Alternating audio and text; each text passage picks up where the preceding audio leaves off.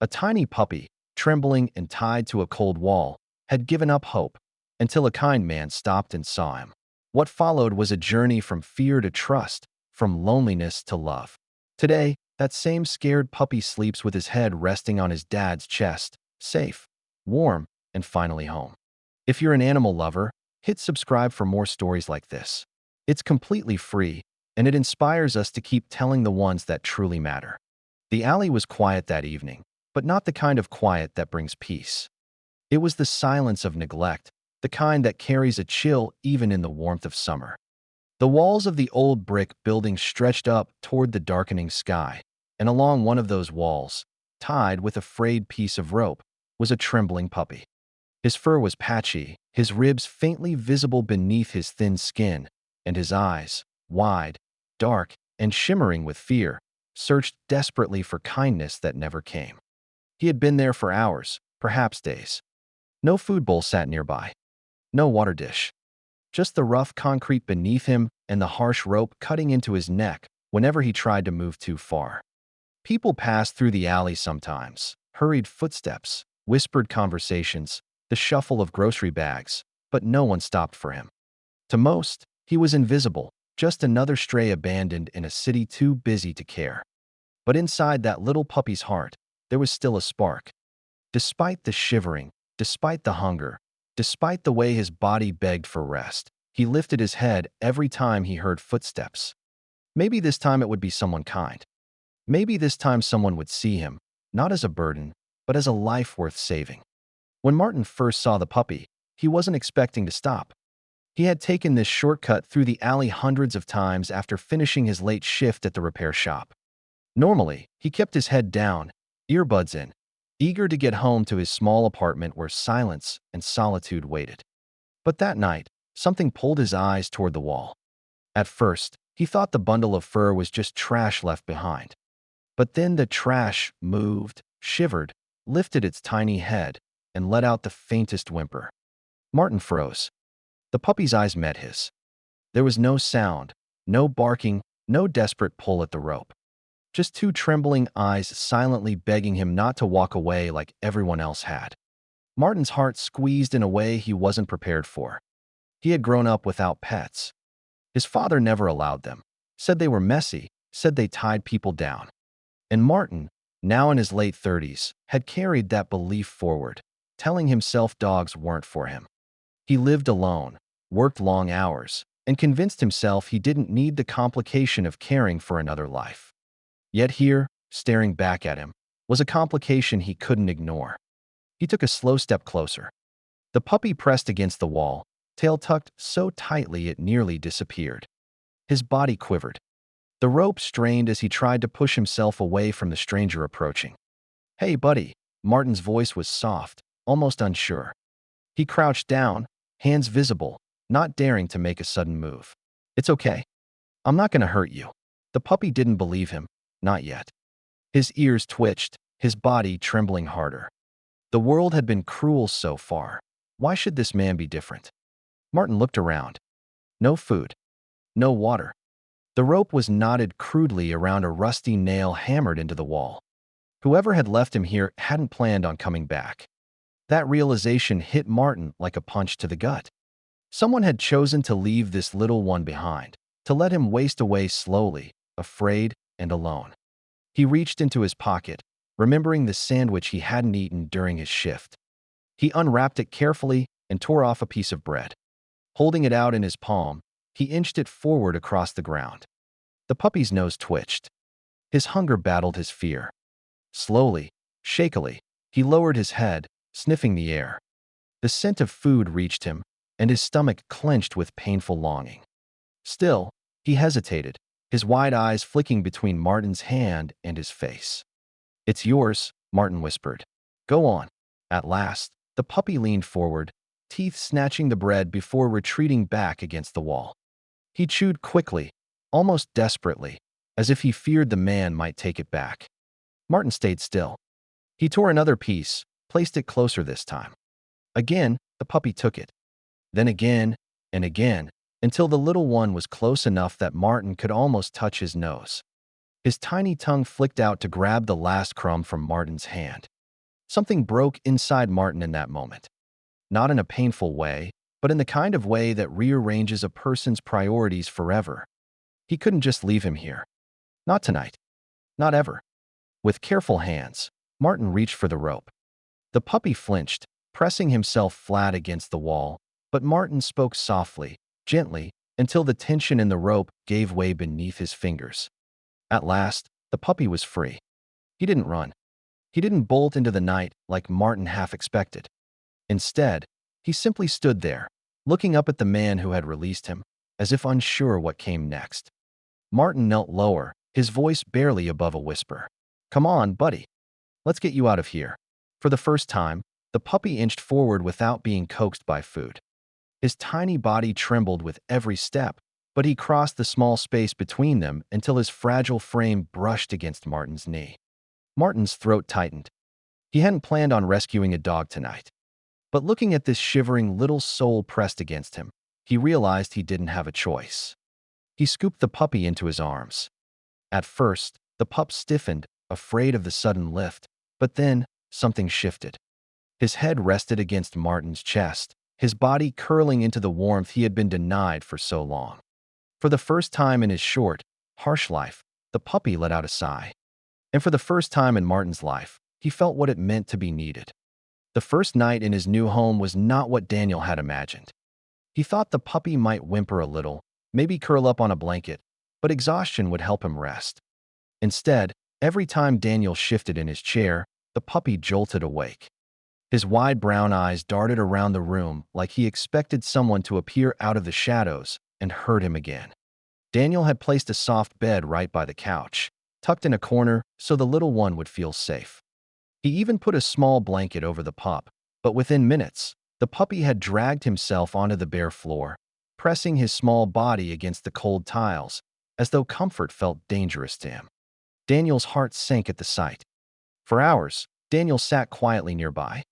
He didn't reach out or make sudden moves. He just let the puppy know he wasn't alone. Finally, sometime before dawn, the exhausted pup laid his head down. Not on the bed, not on the blanket, on the very corner of Daniel's shoe. It was such a small thing, but to Daniel, it felt monumental. Morning sunlight crept into the room, and Daniel watched the little body stir. As soon as the puppy realized where he was, he scrambled backward, tail tucked tightly between his legs. Daniel stayed seated, speaking softly. "It's okay, buddy. You're safe. Nobody's going to hurt you here." The next days were filled with slow, careful steps.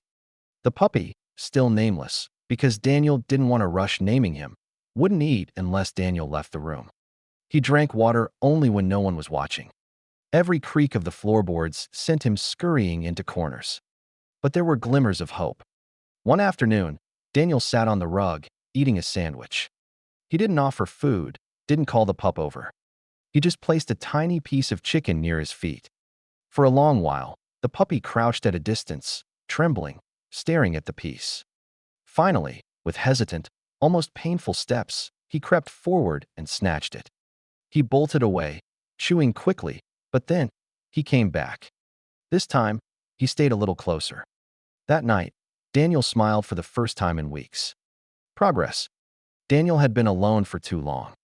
His house had felt like a place for surviving, not living. But with this fragile little creature, it was different. He found himself whispering to the pup in the quiet hours, telling him stories about his day, about things he never told another soul.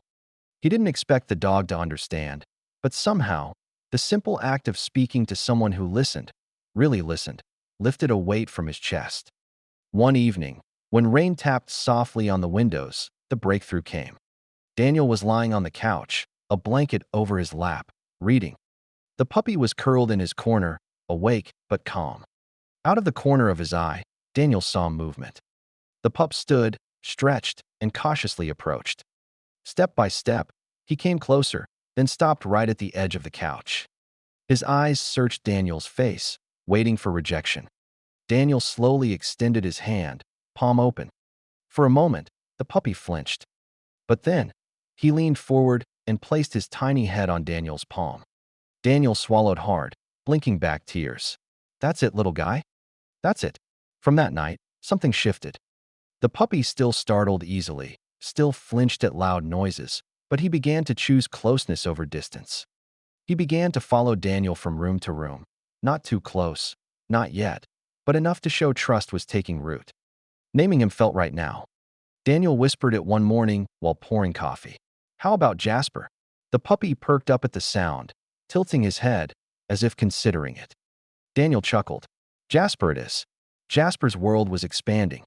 He learned the sound of food being poured into a bowl meant something good, not threatening. He learned the jingling of keys meant Daniel was coming back, not leaving forever. He learned the sound of gentle laughter could be safe, even comforting. Still, nights were the hardest. Jasper cried in his sleep sometimes, short, sharp whimpers that broke Daniel's heart. Each time, Daniel would sit by his side, stroking the air above him, careful not to startle him awake. Slowly, Jasper began seeking comfort instead of running from it. He no longer slept by the wall. Instead, he curled his fragile body near Daniel's couch, close enough to feel his presence. And then, one remarkable night, Daniel woke to find a soft weight on his chest. Jasper, trembling but determined, had climbed onto the couch and nestled himself there. His tiny head rested right above Daniel's heart. The steady rhythm seemed to calm him, and for the first time, Jasper slept soundly through the night. Daniel lay awake, hardly daring to breathe, tears streaming silently down his face. This wasn't just a dog learning to trust. This was two broken souls beginning to heal, together. Daniel woke the next morning with the soft gray light of dawn slipping through his curtains. For the first time in months, he hadn't woken from nightmares. Instead, the first thing he noticed was a gentle warmth pressed against his side. He glanced down and saw the puppy, still unnamed, curled up tightly, breathing in little puffs. His chest rose and fell in perfect rhythm, and every few seconds, a faint whimper escaped, as though he were dreaming. Daniel's heart softened. Carefully, he reached out, letting his fingers brush the pup's fur. The little body shuddered for a moment, but then pressed closer, as if to say, "Don't let go." Daniel whispered, "You're safe now, buddy." That day became the first real step toward healing for both of them. Daniel prepared a bowl of food, setting it on the kitchen floor. The puppy hesitated, paused trembling as though expecting the food to be snatched away or followed by a blow. His ribs, still faintly visible, told the story of neglect. Patiently, Daniel sat on the floor, not moving, not speaking, letting time do its work. After a long pause, the puppy crept forward and ate, his small body vibrating with both hunger and fear. Daniel didn't reach for him. He simply stayed nearby, offering silent reassurance. Later, Daniel opened the back door. The puppy flinched, as if expecting to be shoved outside and left alone. But Daniel stepped into the yard first, crouching low, encouraging him to follow. Hesitant paws touched the grass. The pup blinked at the sunlight, uncertain. Then something remarkable happened. He let out the tiniest, uncertain tail wag. It was quick, almost accidental, but Daniel saw it. That flicker of hope in the broken dog struck him deeply. He whispered, "There you go, little guy." One step at a time. Over the following days, the bond grew in small, tender ways. At night, Daniel noticed the puppy gravitated toward him more and more. He no longer stayed curled in the corner of the couch. He climbed onto Daniel's chest, pressing his tiny head against his heart. It was as though the sound of a steady heartbeat was the only thing that could calm him, the only rhythm strong enough to silence the echoes of chains clinking against cold stone walls. Daniel didn't mind.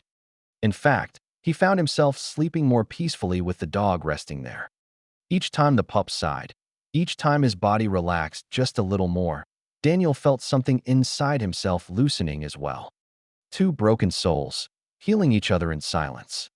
Still, healing was not without setbacks. One evening, a car backfired in the street. The puppy bolted under the table, whimpering, trembling violently. Daniel dropped to his knees, speaking softly. "It's okay. It's just a sound. Nobody's going to hurt you." But the dog's eyes were wide, haunted, frozen in memories Daniel could only imagine. It took nearly an hour for him to crawl back out. And when he finally did, He went straight to Daniel's chest again, burying his face deep into his shirt. Daniel held him, stroking his back slowly, realizing that every comfort offered now was rewriting what the dog once believed about the world. Daniel thought of his own scars, the kind that weren't visible, the nights after the accident, the guilt that never left. And he realized, maybe they weren't so different, he and this little dog. Both left behind, both afraid to trust, both desperate for a reason to believe in safety again. One morning, Daniel took the brave step of introducing the puppy to the neighborhood. He carried him at first, feeling the tremors ripple through his body with every bark or passing jogger. But as they walked, Daniel spoke gently, pointing things out, as though narrating a world the pup had never been allowed to see. That's just a bike. Nothing scary there. That's a mailbox. No one's going to hurt you. Eventually, Daniel set him down. The puppy clung close to his leg, but managed a few cautious steps. By the end of the block, his tail wagged again, still small, still unsure, but undeniably real. Daniel smiled, pride swelling in his chest. You're braver than you know. The nights grew more consistent. Each time, without fail, the puppy crawled onto Daniel's chest, sighing deeply before sleep. Sometimes Daniel stayed awake longer than he should, listening to that sound. The sound of trust returning. The sound of a life rediscovering comfort. And with every night, Daniel realized something else. He wasn't just giving this dog a second chance. The dog was giving him one too. Daniel drove home slowly, one hand steadying the wheel, the other resting gently on the edge of the puppy's blanket-lined carrier. The little dog had finally closed his eyes, exhaustion pulling him into a light sleep. Every few seconds, though, the pup's body twitched, a whimper slipping out like fragments of an old nightmare. Daniel's heart clenched with each sound. He knew trauma didn't vanish overnight. Healing would be a journey. But he also knew, somehow, that this puppy wasn't meant to face it alone anymore. When Daniel finally pulled into his driveway, the porch light flickered on automatically, bathing the small home in a soft glow. He carried the puppy inside, cradling him like something far too fragile to ever be broken again. The puppy stirred awake, ears twitching, but he didn't cry out. Instead, he buried his tiny head against Daniel's chest, seeking comfort. "I've got you, buddy," Daniel whispered. "You're safe now." Inside, he set down the carrier in the living room. His own dog, Max, a gentle golden retriever, patted over curiously. Max's eyes widened at the sight of the trembling newcomer. He lowered his head and sniffed softly, tail wagging slowly, almost cautiously, as though he understood the need for patience. The puppy cowered at first, body tense, but when Max nudged him gently and then lay down on the floor, head resting on his paws, the pup seemed to hesitate. Slowly, he shuffled forward, his nose twitching. Within minutes, he had pressed himself against Max's warm side, sighing as though for the first time he wasn't afraid of another dog towering over him. Daniel's eyes stung. He'd seen kindness in animals before, but this was different. Max was showing the puppy what words couldn't. That trust could be rebuilt, step by step. That night, Daniel tried setting up a small bed for the puppy near his couch. He thought maybe it would help the dog adjust gradually. But every time Daniel stood up to leave, the puppy whined and pawed weakly at him, as though terrified of being abandoned again. Finally, Daniel gave in. He lifted the small, fragile body and lay down with him on the couch. The puppy circled once, then nestled into the hollow of Daniel's chest, his tiny head pressed directly over Daniel's heartbeat. At first, the little dog stayed tense, eyelids fluttering, breath uneven. Daniel kept whispering softly, stroking his fur with slow, steady movements. And then, it happened. The pup's body relaxed fully for the first time. His breathing steadied, his tiny chest rising and falling in rhythm with Daniel's. The deep trust of that moment nearly broke Daniel. Tears rolled silently down his cheeks as he realized the weight of what had just happened. This terrified, abandoned creature had chosen to rest against him, to finally let go of his fear long enough to sleep. Daniel lay awake for hours, not wanting to disturb him. The quiet of the house was broken only by the soft sound of the puppy's breathing. Outside, the world went on. cars passing distantly, owls calling into the night. But in that small living room, something sacred had formed. Morning sunlight crept in through the blinds, painting golden stripes across the floor. Daniel blinked awake, stiff from sleeping in the same position all night, but he didn't move. The puppy was still there, still nestled safely, his head rising gently with each breath Daniel took. When the pup finally stirred, he lifted his head sleepily, blinking at Daniel with wide, unsure eyes. For a moment, Daniel worried the fear might return. But then the little tail gave a hesitant wag, just once. It was small, fragile, but it was hope. Daniel smiled through the lump in his throat. "Good morning, champ. You made it through your first night." He knew the road ahead wouldn't be easy. There would be setbacks, moments of fear, maybe even nightmares that would jolt the little dog awake again. But for the first time since he found him tied to that wall, Daniel believed with all his heart that this puppy had a real chance, not just to survive, but to truly live. And in that moment, Daniel realized something else too. Maybe the puppy wasn't the only one who needed saving. Maybe, just maybe, they both did. Nights in Daniel's house had taken on a new rhythm. Where once silence pressed down heavy against the walls, now it was broken by the soft sound of paws shifting against blankets, or the gentle sigh of a puppy who finally felt safe enough to dream. Shadow, once too afraid to close his eyes for long, now curled into Daniel's side, his small body pressed firmly against his chest. Each night ended the same way, with Shadow resting his head on Daniel's heart, as if he needed to feel the steady beat beneath him to know he was no longer alone. Daniel didn't mind. In fact, he needed it as much as Shadow did. For years, he had lived in the echo of loss. The death of his wife had left him withdrawn, stripped of the warmth he once carried so easily. But with Shadow, something in him softened. The puppy's vulnerability mirrored his own, and in caring for Shadow, Daniel felt the first real cracks in his grief begin to heal. Shadow still carried scars, both physical and invisible. Sometimes, the sudden sound of a car door slamming outside would send him trembling into the corner. Sometimes, a raised hand, even when Daniel was only reaching for the remote, made him flinch. But each time, Daniel stayed close. He knelt down, held out his hand, and whispered, "It's okay, buddy. You're safe." Over time, the puppy began to believe it. The neighbors who had once pitied Daniel now watched with quiet awe. They saw him out walking every morning, Shadow trotting proudly beside him. The leash that once hung slack with hesitation now had a gentle pull, the puppy leading Daniel toward new paths, new moments. Children from down the street would rush over, crouching low so Shadow didn't feel overwhelmed, and they laughed with joy when he licked their hands. But it wasn't just the neighborhood that noticed. At the vet's office, Dr. Hayes marveled at Shadow's transformation. The pup who had once cowered in the corner now leaned against Daniel's leg, eyes calm, tail wagging cautiously. "He trusts you, Doctor," Hayes said softly, almost as if he didn't want to disturb the fragile miracle he was witnessing. "That's the greatest medicine he could ever have." Daniel smiled, his hand resting protectively on Shadow's back. "I think we're healing each other," he replied. At home, the change was even clearer. The walls that had once felt cold now echoed with playful barks and laughter. Daniel found himself sitting on the floor, tossing a ball across the room and laughing when Shadow pounced with clumsy joy. Sometimes, the puppy would bound back and drop the ball into Daniel's lap, looking up at him with wide, trusting eyes that said more than words ever could. But the moments that stayed with Daniel most happened at night.